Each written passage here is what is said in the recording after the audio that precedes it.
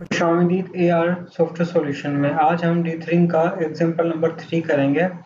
हमें given image दी हुई है 0 5 3 15।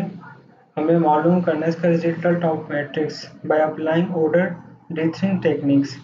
तो हमारे पास डिथरिंग टेक्निक में दो टेक्निक है, एक होती है रिपीटेशन और होती है इंटरपोलेशन।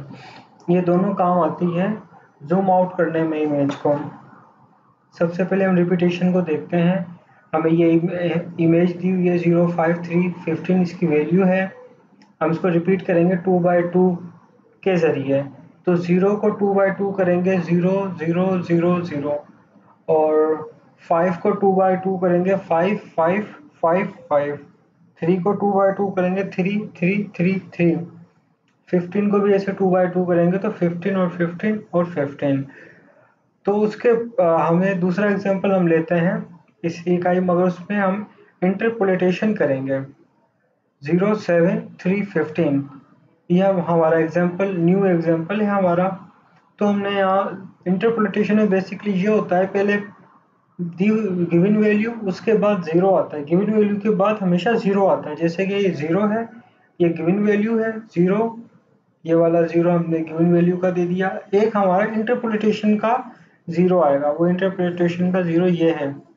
उसके बाद हमारा सेवन, सेवन हमने यहाँ रख दिया। उसके बाद इंटरपोलेशन का जीरो ये है, और नीचे वाली लाइन जीरो जीरो हो जाएगी क्योंकि हमें 4/4 का मैट्रिक्स बनाना है।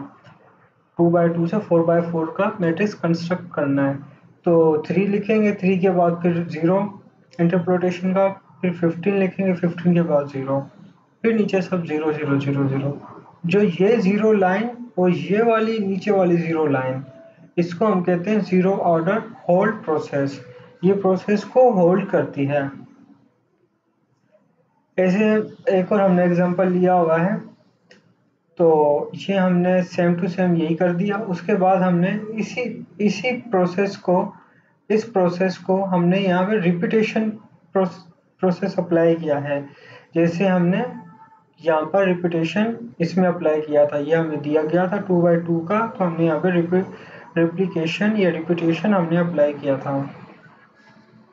तो इसी हमने इस पर इंटरपोलेशन अप्लाई कर चुके हैं इस पर, तो हम अभी इस पर रिपीटेशन अप्लाई करेंगे।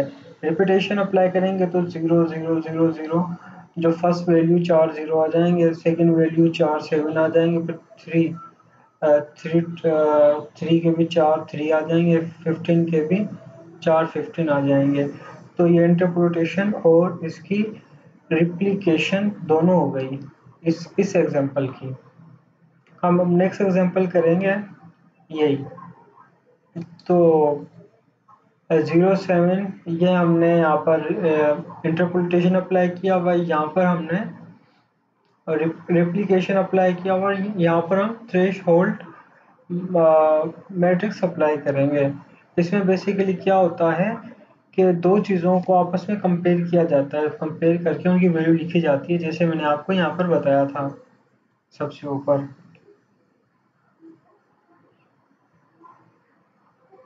ये देखें, थ्रेशोल्ड वैल्यू में हम चीज़ों को कंपेयर करते हैं।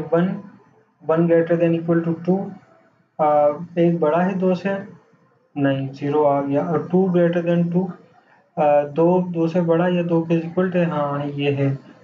तो हम थ्रेशोल्ड वैल्यू में कंपेयर करते हैं वैल्यू को। अब नीचे हम यही करेंगे इसके बाद। अब हम कंपेयर करेंगे सबसे पहले 0 ग्रेटर देन 0, क्या 0 0 से बड़ा या इक्वल है? नहीं, ये तो है ही नहीं। तो 0 ग्रेटर देन 8, ये भी नहीं है। 7 ग्रेटर देन इक्वल टू 2, हाँ ये है। 7 ग्रेटर देन इक्वल टू 10, ये नहीं है, 0, false condition. 0 greater than equal to 15, ये भी false condition. 0 greater than equal to 4, ये भी false condition. 7 greater than equal to 14, ये भी false condition. 7 greater than equal to 6, हाँ ये राइट ट्रू कंडीशन हो गई, क्योंकि 7 बड़ा है 6 से। 3 ग्रेटर देन इक्वल टू 3, हाँ ये है, क्योंकि 3 3 दोनों आपस में इक्वल हैं, या ग्रेटर होना चाहिए या इक्वल होना चाहिए, तो 1 आएगा, तो 1 हमारा आ गया। 3 greater than equal to 11, 0। 15 greater than equal to 1, हाँ ये है, तो हमने यहाँ पर 1 लिख दिया, ट्रू लिख दिया। 15 greater than equal to 9, true, 1 लिख दिया। 3 ग्रेटर देन इक्वल टू 15, नहीं, false, 0। 3 greater than equal to 7, false, 0। 15 greater than equal to 13, हाँ ये ट्रू है, 15 बड़ा है 13 से, तो 1 लिख दिया। 15 ग्रेटर देन इक्वल टू 5, हाँ ये भी ट्रू है, तो हमने 5 लिख दिया। तो इस एग्जाम्पल पे हमने रिप्लिकेशन, इंटरपोलेटेशन एंड थ्रेशहोल्ड मैट्रिक्स, इस एग्जाम्पल पे हमने तीनों चीज़ें अप्लाई की हैं।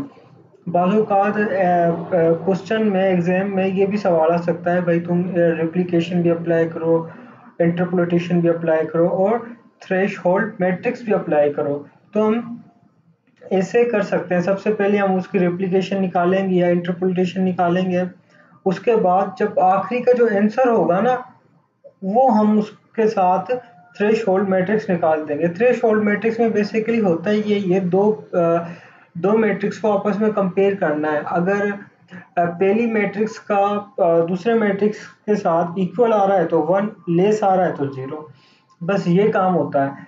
तो आप पहले इंटरपोलेटेशन भी निकाल सकते हैं और उसके बाद रिप्लिकेशन में निकाल सकते हैं, तो इट इज़ नॉट डिपेंडेंट।